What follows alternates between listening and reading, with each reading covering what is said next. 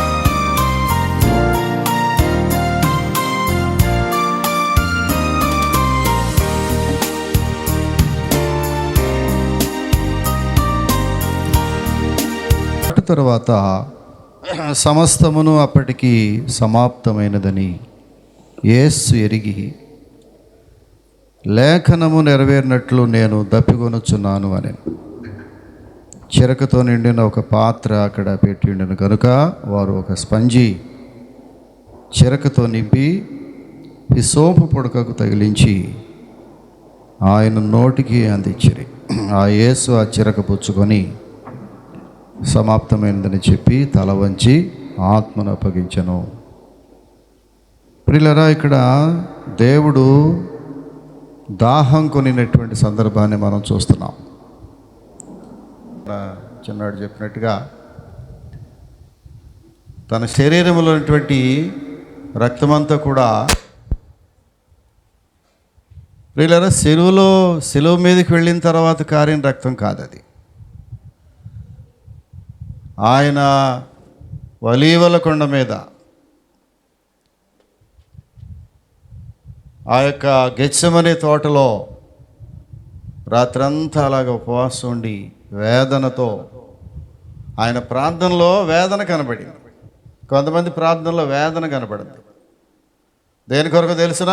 ఆత్మల కొరకైన వేదన. పౌలు గారు అంటాడు, ఇవన్నీ పడ్డాను బాధలు, ఒకటి తక్కువ 40 దెబ్బలు తిన్నాం, సముద్ర ప్రయాణాల్లో దొంగల చేత కొట్టబడ్డాం, చాలాసార్లు ఉపవాసముతో జాగరణ ఉన్నాం. ఒక పేరాలు అన్నీ రాస్తాడు ఒకే ఒక పేరాలో కదా. కపట సహోదరుల యొక్క బాధలు కూడా పడ్డాను, చాలా ఇబ్బందులు పడ్డా, ఆకలి కొన్నాం, అన్నీ ఉన్నాయి. వీటితో పాటుగా సంఘముల కొరకైన చింత, ఇది పౌలు గారిని ఎన్నో విధాలుగా కృంగదీసింది. ఏంట చింత? వ్యాపారం కొరకో, ఆస్తి సంపాదన కొరకో, పేరు ప్రఖ్యాతుల కొరకో. ఈ మధ్య చాలామంది చింతపడుతున్నారు. పెద్దబాబు చెప్పాడు కదా, రేపటి కొరకు ఏంటి పరిస్థితి? ఏమి తిందుమా, ఏమి త్రాగుదుమా, ఆకాశ పక్షులు చూడండి అవేమీ పట్టుకుంటావు, కానీ నీకంటే నాకంటే బ్రహ్మాండమైన జీవితాలు బ్రతుకుతున్నాయే. అసలు వాటిని చూస్తే వదలలే మనం. ఏమి సరదాగా ఉంటాయో చెప్పలేము కదా. ఈ మధ్య పాల పెట్టే వాళ్తూ ఉంటుంది మా ఇంటి పక్కన. దాన్ని చూస్తూ ఉంటే ఏమి లైఫ్ అండేది, ఎంత చక్కని జీవితం. ఆ జీవితంలో ఒక్కరోజు కూడా నేను జీవించలేకపోతున్నానే. ఇంత డబ్బులు ఉన్నాయి, అన్నీ ఉన్నాయి, సమృద్ధిగా ఉన్నాయి. రేపటి గురించిన చింత ఎంతమంది మనుషులను నిర్వీర్యం చేస్తూ ఉంది. శరీరాన్ని, ఆ యొక్క శక్తిని, బలాన్ని పోగొట్టేస్తూ ఉంది. రేపటి గురించిన చింత ఎంతమంది ఇక్కడికి వచ్చి చింతపడుతున్నారు నాకు తెలియదు. నేను అలాంటి వాడిని. ప్రియులారా, యేసు ప్రభు వారికి సహజంగానే దాహం అయింది. కానీ ఈ దాహము శరీర సంబంధించిన దాహం మాత్రమే కాదు. ఆయన దాహం ఏంటో తెలిసిన ప్రియులారా, ఆత్మల కొరకైనటువంటి దాహము. ఈ లోకమును రక్షించాలని ఓ రోజు అంటాడు, నేను ఇందుకోసం వచ్చాను. నేను దేనికోసం అంటే, అందుకే మంచి శుక్రవారం అన్నారు దీన్ని, ఈ రోజు కోసమే నేను వచ్చాను. 33 సంవత్సరాలు భూమి మీద మనిషిగా జీవించి 3.5 సంవత్సరాలు సువార్త ప్రకటించి ఎంతోమందిని స్వస్థపరిచి, ఎంతోమందికి భోజనం పెట్టి, ఎంతోమందిని కన్నీరు తుడిచివేసి, ఎన్నో కుటుంబాలను ఆదరించి, ఒక సంఘ సంస్కర్తగా,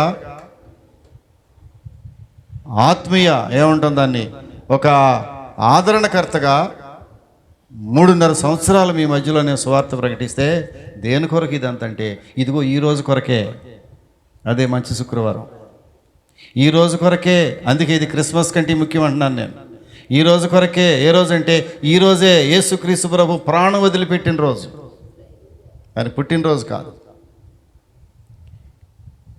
ఏ కారణము చేత అయితే పరలోకాన్ని విడిచి భూమి మీదకి వచ్చాడో, ఏ పర్పస్ కొరకు తండ్రి కుమారుని పంపించాడో, అది నెరవేరిన రోజు ఈ రోజే, గుడ్ ఫ్రైడే. ఈరోజు ప్రపంచానికి రక్షణ వచ్చిన రోజు. చప్పట్లు కొట్టినావు సార్.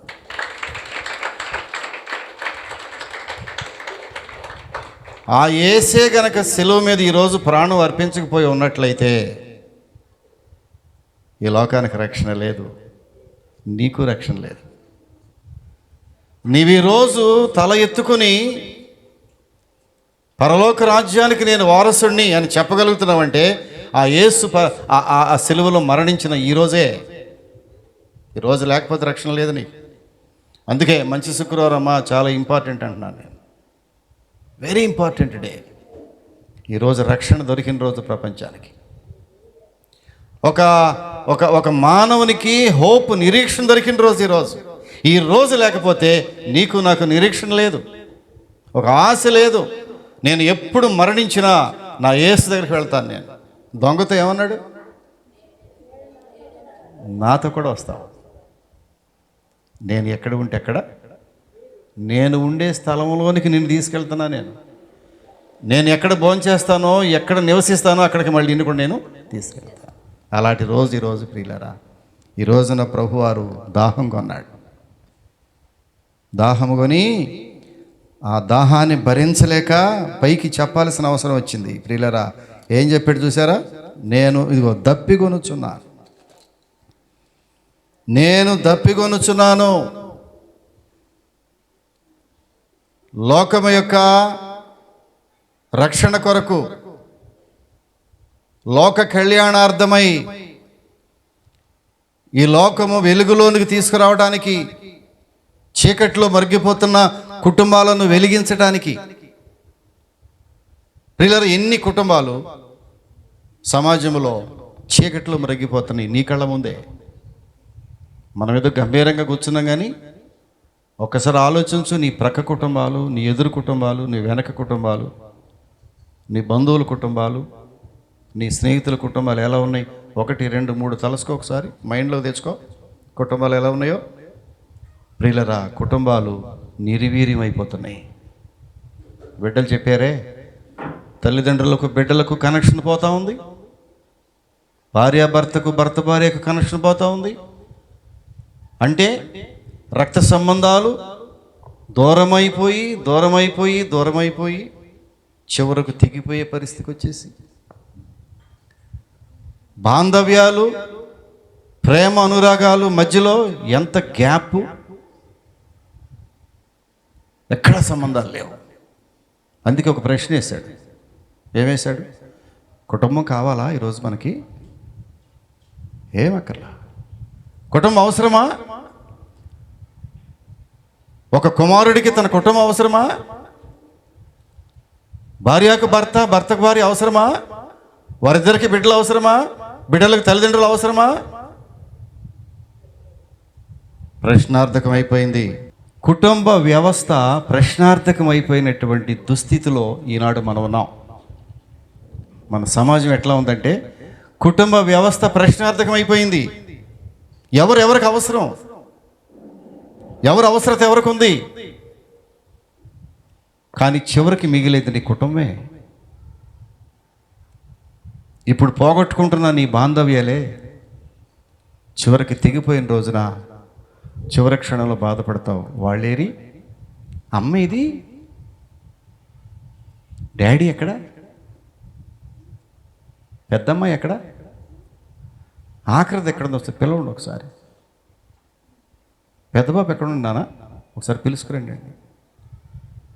చివరి క్షణంలో ఆ రక్త సంబంధాల కొరకు, బాంధవ్యాల కొరకు నీ ప్రాణం విలవిల్లాడిపోతున్న సమయంలో నీకు కావలసిన బంధమే.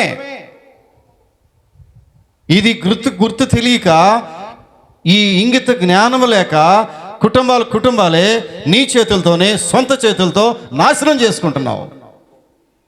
ఇది సమాజానికి ఒక స్వార్థ విషయమైనటువంటి ఒక సవాల్కరమైన మాట.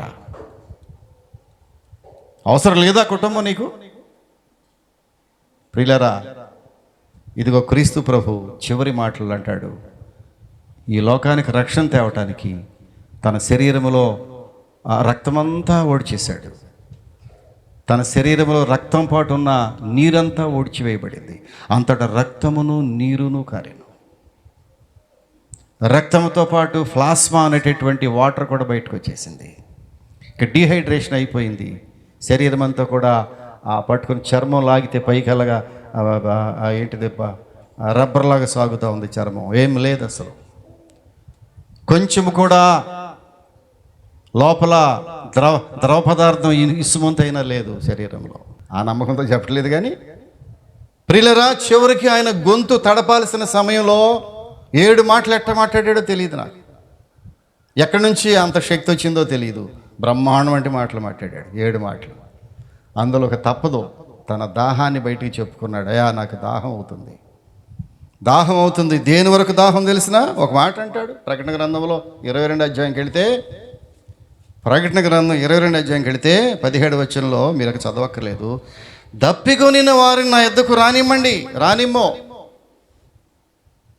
ఎవరికైతే దాహంగా ఉందో, దాహము నా దగ్గర ఉంది, దప్పి తీర్చే మార్గము.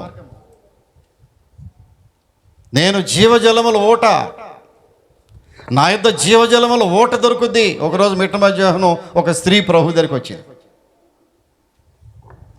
ప్రభు దగ్గరికి వస్తే ప్రభువారు ఆ బావి దగ్గర కూర్చుని ఉన్నాడు. ప్రభు అంటాడు, అమ్మా కొంచెం నీళ్ళు ఇస్తావా? నాకు దాహమునకు నీళ్ళిమ్ము అడిగాడు యేసయ్య. ఆమె ఏమందో తెలిసిన బలివుడువయ్యా, ఈ బావి చాలా లోతైనది, తోడటం కుదరదు, నేను తోడి నీకు నీళ్ళు ఇవ్వటం కష్టమవుద్ది. పైకి ఈ బావి ఎవరిది? ఇది మా తండ్రి అయినటువంటి యాకోబు తవ్విన బావిది. నీవు సమరయుడవు, నీవు యూదుడవు, నేను సమరయ స్త్రీని. మన ఇద్దరికి చాలా గ్యాప్ ఉంది. నా నీళ్లు నీవు తాగటానికి లేదు, నీ నీళ్లు నేను తాగటానికి లేదు. మనకు అంటూ వెనకటి రోజులు అంటూ ఉండేది, మరి ఇప్పుడు కూడా ఉందో నాకు తెలియదు. భారతదేశంలో అంటూ పెద్ద జాడ్యం అది. మీరెవరు, వారు, మేము వీరు, వారికి మీకు సంబంధం లేదు. మీ గ్లాసు మేము పట్టుకోము, మా గ్లాసు మీరు పట్టుకోము. మీకు మాకు చాలా, నీవు యూదుడవు, నేను స్వయంగా నేను సమరయ స్త్రీని. సమరయులకి యూదులకి సంబంధం లేదు, పచ్చగడ్డైతే ఉరిగడ్డ అయిపోయి. కనుక నీళ్లు నీకు ఇవ్వటానికి వీలు లేదు. అప్పుడు ఏమో తెలుసా ఆయన, నేను ఎవరినో తెలిస్తే, అమ్మా నేను ఎవరినో నీకు తెలిస్తే నువ్వు అలాగే మాట్లాడావు. నేను ఎవరినో తెలుసా? జీవజలముల ఓట. చప్పట్లు కొట్టాలి ఇప్పుడు. నేను ఎవరినంటే జీవజలముల ఓట. అక్కడ అంటాడు, నీవిచ్చు నీళ్లు త్రాగువాడు మరలా దప్పిగొనునేమో కానీ నేనిచ్చు నీళ్లు అది జీవజలపు ఓట. ఈ నీళ్లు త్రాగితే నీవెన్నడూ తప్పికొనవు. ఆ జీవజలము నా దగ్గర ఉన్నాయి, అవి తీసుకో. అయ్యా, అలాగైతే ఆ జలములు నాకు కూడా ఇస్తావా? ఓ పని చేయి, నీ భర్తను తీసుకురాయండి. నాకు భర్త లేడయ్యా. నో, 5 భర్తలు ఉన్నారు నీకు, మొత్తం తీసుకురా. అమ్మో, నువ్వు మామూలుడు కాదు ప్రభువా, నువ్వు ప్రవక్తవు, రాబో మెస్సయ్య నీవే. నీవు ఆర్డినరీగా ఈ మిట్ట మధ్యాహ్నం ఈ బావి దగ్గర కూర్చుని ఉంటే నువ్వు ఎవరు అనుకున్నాను ప్రభువా. రాబో మెస్సయ్య నీవేనా? నా జీవితం ఏంటో ఓపెన్ చేశావు నీవు. నేను ఎంత పనికి మాలిందానో ప్రజలు ఏమనుకుంటున్నారో తెలియదు, కానీ నీ హృదయంలో నేను ఎవరినో నీకు తెలిసిపోయింది. నీకు దాపరికం లేదనమాట. నాలో దాయిటాకేమి నీ సన్నిధిలో లేదు ప్రభువా. నా జీవితాన్ని బట్టబయలు చేసేసావు. నేను నిజమే, నీవన్నట్టు నాకు 5 భర్తలు ఉన్నారు, కానీ ఇప్పుడున్న భర్త కూడా నా భర్త కాదు. అతడు నా భర్త కాదు. ఎంత గొప్ప దేవుడు ప్రభు. ఆ జీవజలముల ఓట నాకు కావాలి. ఇదిగో నా దగ్గర ఉందే ఈ కొండ. ఈ కొండలో నీళ్ళేమి లేవు. ఈ కొండలో నీళ్లున్నా దీంతో దాహం తీరేది కాదు. ఎన్ని సంవత్సరాలు ఈ కొండలో నీళ్లు తాగితే దాహం తీరలేదు నాకు. ఇప్పుడు నీవిచ్చే జీవజలం నాకు కావాలి. ఆ కొండ అక్కడ విడిచిపెట్టి పగలగొట్టేసింది. ఆ పాపపు కొండ బద్దలు కొట్టేసింది. చివరికి జీవజలములు ఏమన్నట్టు చూసా అక్కడ, జీవజలముల ఓటైన నన్ను. అలాంటి జీవజలముల ఓటైనటువంటి క్రీస్తు ప్రభు ఒకరోజు అడుగుతున్నాడు, నాకు దాహం అయిపోతా ఉంది. ఎవరి కోసం ఈ దాహం అంటే నీ కోసమే, నీ రక్షణ కోసమే. ఉందా నీకు ఆ దాహం? చాలామందికి ఆ దాహం తెలియదు ప్రియులారా. దేవుని రాజ్యము కొరకైన దాహము. యేసు ప్రభుకున్న ఒకే ఒక దాహం ఏంటి తెలుసా? అమ్మ ముగిస్తున్నా, ఇబ్బంది పడబాకండి. యేసు ప్రభుకున్న ఒకే ఒక దాహం ఏంటి తెలుసునా? ఆయన రాజ్యము కొరకైనటువంటి దాహం, ఆయన సేవ కొరకైనటువంటి దాహం, ఆయన పరిచర్య కొరకైనటువంటి దాహం. ఉందా దాహము? దేవుని సేవ కొరకైన దాహము. అయ్యో, ఈ ఆఖరి మజిలీలో, ఆఖరి జీవితంలో, ఈ కొద్ది జీవితంలో ఇంకా బ్రతికేది ఎంతకాలం బ్రతుకుతాం? ఈ కొద్ది దినములు దేవుని రాజ్యము కొరకు. ప్రభు అంటున్నాడు, ఏమన్నాడు తెలిసిన? నేను దప్పికొనుచున్నాను అంటూ అంటాడు. ఆరో మాటగా ఏమన్నాడు తెలిసిన ప్రియులరా? ఆరో మాటగా అంటాడు యోహాను సువార్తలోనే 19వ అధ్యాయము. అక్కడే చూస్తే 30వ వచనం చూస్తే, యేసు అప్పుడు ఏం జరిగింది దాహానికి అంటే, చిరకతో నిండిన ఒక పాత్ర అక్కడ పెట్టి ఉండిన కనుక వారు ఒక స్పంజి చిరకతో నింపి హిస్సోపు పొడగకు తగిలించి ఆయన నోటికి అందించిరి. ఎంత దాహం అయిపోయిందో! 50 డిగ్రీల సెల్సియస్ ఎండ, గల్ఫ్ కంట్రీలో ఆయన సిలువేయబడినటువంటి స్థలంలో ఇసుక పర్ర. వెళ్తారా? ఇంత వేడిలో ఇసుక పర్రలోకి వెళ్తారా? పైన వేడే, కింద నుంచి రిఫ్లెక్ట్ అవుద్ది వేడి. 2 వేడిలు ఒకసారి ఉంటాయి, మధ్యలో మాడిపోతాం మనం. అలాంటి సిట్యుయేషన్లో యేసు ప్రభు అని సిలువేశారు. దాహానికి కంగారు పడిపోయాడు. చివరికి ఆయనకి ఒక చిన్న స్పాంజ్ని నీటిలో ముంచి, చేదు నీటిలో ముంచి ఒక పుల్లకు తగిలించి ఆయన నోటికి అందించారు. తాగలేకపోయాడు. తండ్రి, ఈ పాత్రను త్రాగలేను నేను. ఓ రోజు అక్కడ ప్రార్థన చేస్తూ ఉంటే ఒక పాత్ర ఆయన ముందుకు వచ్చింది. ఆ పాత్ర చేదైనటువంటి విషముతో నిండి ఉన్న పాత్ర ఆయన నోటి ముందుకు వచ్చింది. త్రాగలేకపోయాడు. నేను తండ్రి తాగలేను నేను, అయినను నీ చిత్త ప్రకారమే, నీవు ఎస్ అంటే నేను తాగుతాను ప్రభువా. ఈ లోక పాపం అంతా పిండబడినటువంటి ఆ పాత్రలో చేదుని త్రాగేసాడు యేసుడు. ఇక్కడ సమాప్తమై చివరికి అన్నాడు చూడండి, ఆరో మాటగా అంటాడు, యేసు ఆ చిరక పుచ్చుకొని సమాప్తమైనదని చెప్పి, సమాప్తమైనది దేవుడు తాను ప్రారంభించినటువంటి పరిచర్య సమాప్తము చేసి దాన్ని ముగించి వెళ్ళిపోయాడు. కార్య ఆరంభము కంటే కార్యాంతము మేలు. నీవు దేవుని పరిచర్యనో భక్తినో ప్రారంభించటం విశేషం కాదు, దాన్ని ఎలాగ ముగిస్తున్నావో విశేషం. ప్రారంభం కాదు కావాల్సింది, నీ ముగింపు ఎలా ఉందో చూడాలి. యేసయ్య ఎట్లా చేయలా? ఆయన సమాప్తమైనది అన్నీ సమాప్తం చేసి, ప్రభువా తండ్రి, నీవు నాకు అప్పగించిన ప్రతి దానిని నేను సమాప్తం చేసి ముగించి నేర్పచేస్తున్నాను. ప్రియులరా, ఆయన సమాప్తం చేస్తాడు. ఏం తెలిసిన? ధర్మశాస్త్రమును ఆయన అనుసరించి దాన్ని ముగించాడు. ఇక్కడ పాయింట్ నేర్చుకున్నాడు ఈరోజు మనం. ఆయన సమాప్తమైందని దేని గురించి మాట్లాడంటే, ధర్మశాస్త్రమును దానిలో ఉన్నటువంటి ఆజ్ఞలను, 10 ఆజ్ఞలు చదివితే గుండె పగిలిపోద్ది మనకి. అమ్మో, ఈ 10 ఆజ్ఞలు మనము ఆచరించగలమా? ఒక్కటి కూడా ఆచరించలేము. 10 ఆజ్ఞలు ఆచరిస్తేనే పరలోక రాజ్యం అంటే మనలో ఎవ్వరికీ పరలోక రాజ్యం దొరకదు, గుర్తుపెట్టుకోండి. అలాగని ధర్మశాస్త్రాన్ని కొట్టివేయటకు వచ్చాడా? ఆయన దానిని నెరవేర్చి ముగించేశాడు. ధర్మశాస్త్రాన్ని ముగించిన తర్వాత ఇప్పుడు మనం ఎక్కడున్నామంటే కృపాకాలంలో ఉన్నాం. ఇప్పుడు మనకి ఆయన కృప దొరికింది ప్రియులారా. ఎందుకు దొరికిందంటే ధర్మశాస్త్రాన్ని సమాప్తం చేశాడు. ధర్మశాస్త్రాన్ని కనుక సమాప్తం చేయకపోతే ఆయన కృపలో మనకు దొరకదు. ఆయన కృపే లేకపోతే మనకు రక్షణ లేదు, పరలోక రాజ్యం లేదు. ఎందుకో తెలిసినా, మనము ఏమై ఉన్నామో చెప్పండి, మనము ఏమై ఉన్నామో కేవలము ఆయన కృప మీదనే ఉన్నాం. ఒకవేళ మనకు పరలోక రాజ్యం దొరికిందంటే కేవలము క్రీస్తు ప్రభు యొక్క కృప. అంతే తప్ప బైబిల్ బాగా చదివాను కాబట్టి పరలోక రాజ్యమా ఎప్పుడు వెళ్ళలేము. ప్రతి ఆదివారం అండి మేము క్రమం తప్పకుండా కట్ల దేవుని సన్నిధిలో చందా ఇస్తున్నామండి. అంటే నీవు ఎట్టి పరిస్థితుల్లో పరలోక రాజ్యం చేరలేవు చందా ఇస్తే. హలో, చందాల కొరకు ఎప్పుడు మేము బోధలు చేయట్లేదు. అందుకే మేము ఒకవేళ ఈ బోధలు చేసి ఇచ్చేవాళ్ళు కూడా మానేస్తారా, అయితే పర్వాలేదు, ఇబ్బంది లేదు. అది నీవు లెక్క చెప్పుకోవాలి. నీ రాబడిలో దేవునికి ఇవ్వాల్సింది ఇవ్వకపోతే నీవు లెక్క చెప్పుకోవాలి.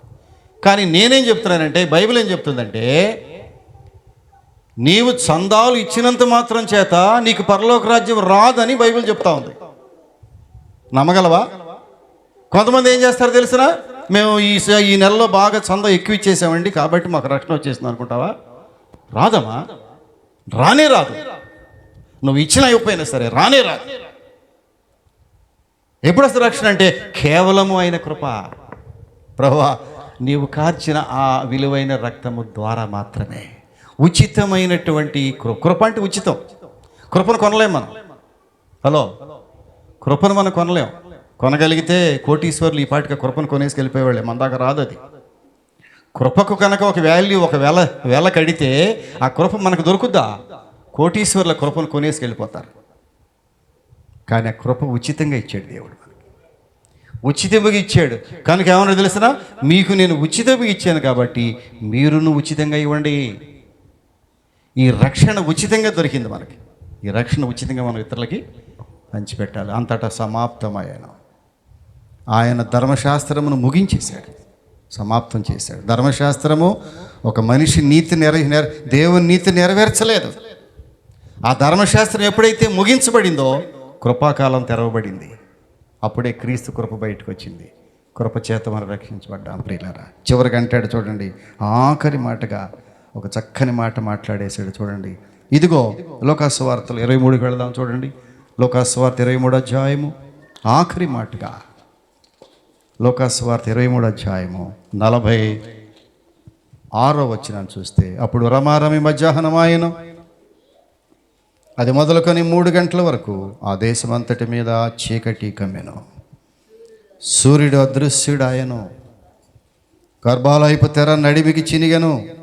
అప్పుడు యేసు గొప్ప శబ్దంతో కేకవేసి, తండ్రి, నీ చేతికి నా ఆత్మను అప్పగించుకొనుచున్నాను, నీ చేతికి నా ఆత్మను అప్పగించుకొనుచున్నాను అనెను. ఆయన ఇలాగూ చెప్పి ప్రాణము విడిచెను. ప్రియులారా, ప్రాణము విడిచెను. ఎందుకని తెలిసిన, ఈ ఆత్మ ఎవరికి అప్పగించాడు? తండ్రికి అప్పగించాడు.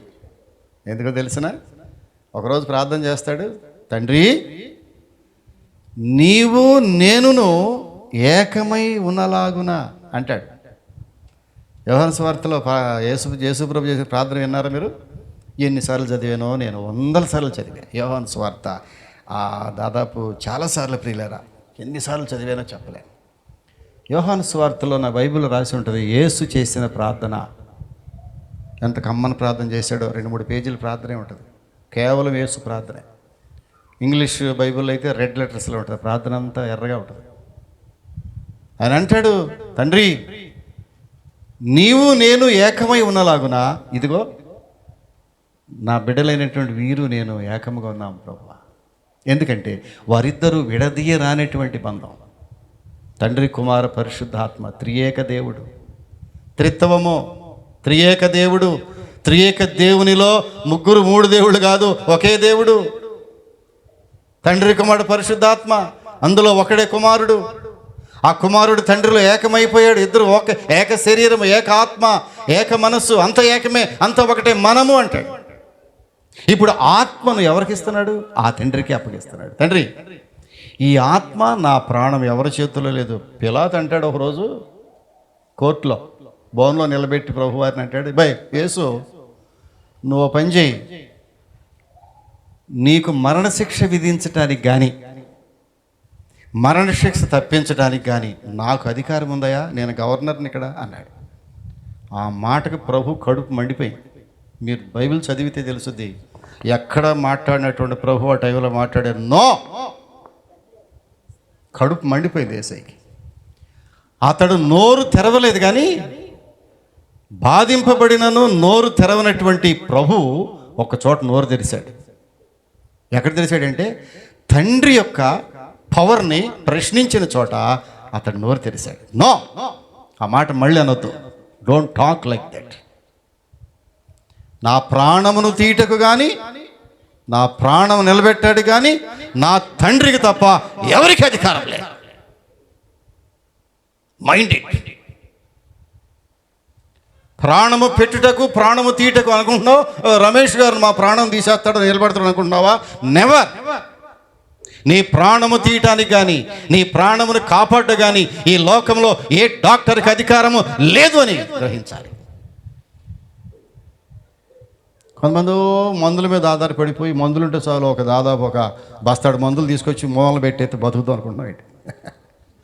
బతకలేమమ్మా నాన్న. అలా అని మందులు వేసుకోవద్దు, నేను వేసుకోవట్లా. 5-6 మందులు మిగుతున్న రోజుకి నేను కూడా. అది కాదు మనం బ్రతకాల్సిందే. దేవుడు బ్రతికించాలి నిన్ను. Praise the Lord. నిన్ను కాపాడువాడు కునుకడు నిద్రపోడే. అబద్ధమా ఈ మాట? నిన్ను కాపాడువాడు కునుకడు లేదు. ఎంత మంచి దేవుని దగ్గరికి వచ్చావు నువ్వు. ఎంత మంచి దేవుడు మన దేవుడు. అమ్మా ఆలోచించి, ఎంత మంచి దేవుడు మన దేవుడు. ఎంత మంచి దేవుని దగ్గరికి వచ్చావు మనం.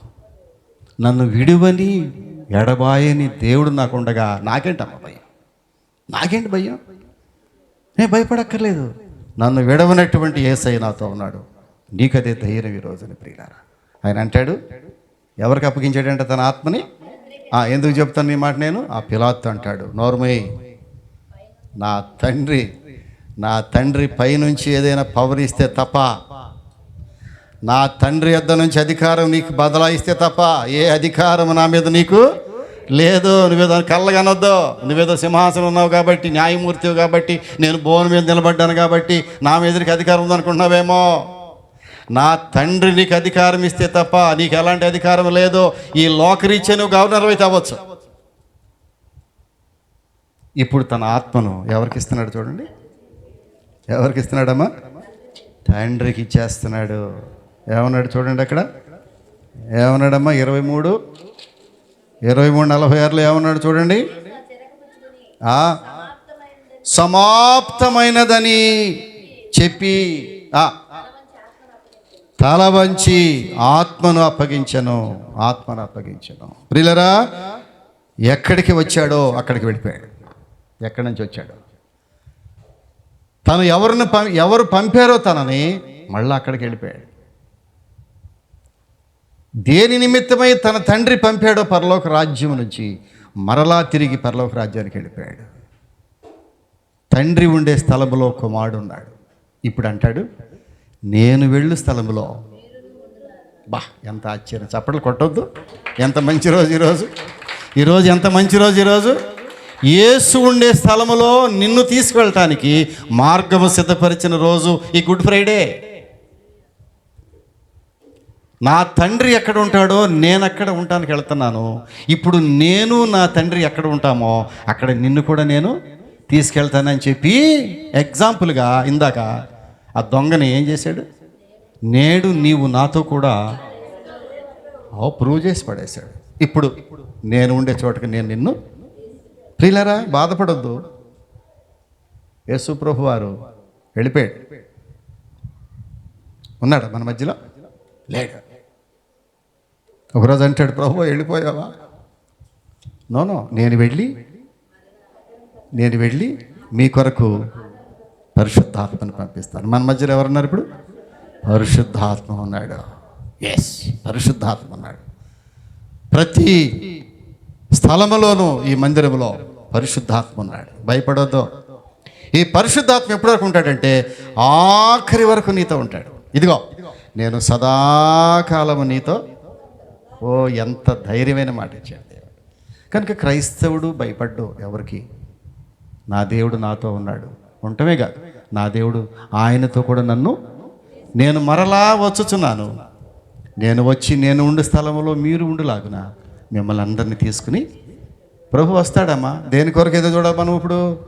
రేపటి కొరకు కాదు, ప్రభు రాకడ కొరకు ఎదురు చూడాలి. ఆయనతో కూడా మనల్ని కూడా తీసుకుని వెళ్ళిపో. మనం అనాథలము కాదన్నాడు, నీవు అనాథవు కాదు.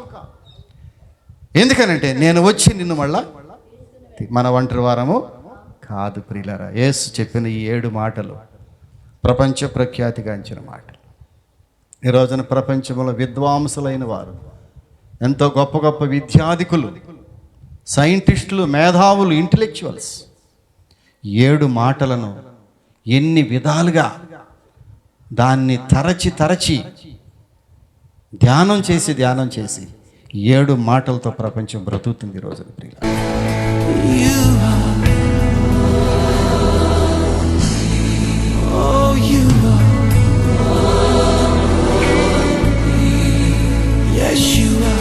వంచండి, చిన్న ప్రార్థన చేసుకుందాం. ప్రియులారా, ఈరోజు మంచి శుక్రవారము.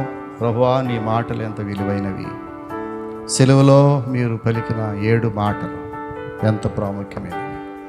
ఇందు నిమిత్తమే కదా మీరు ఈ లోకానికి వచ్చింది. మీరు వచ్చి నీ సమస్తమును అర్పించి సమాప్తం చేసి వెళ్ళిపోయావు. నీ ప్రేమను అందించావు, నీ బాధ్యతలు గుర్తు చేశావు, నీ దాహం ఏంటో మాకు చెప్పావు, నీవే విధంగా సమాప్తం చేశావో, ధర్మశాస్త్రమును నెరవేర్చి దాన్ని సమాప్తం చేసి నీ కృపను మాకు అందించి వెళ్ళిపోయావు. ప్రభువా, నీ ఆత్మను నీ తండ్రి చేతికి అప్పగించుకున్నావు. ఈ 7 మాటలు మా హృదయాల్లో బలపరచడానికి సహాయం దయచేయమని యేసు నామమున అడుగుచున్నాము తండ్రి. ఆమేన్.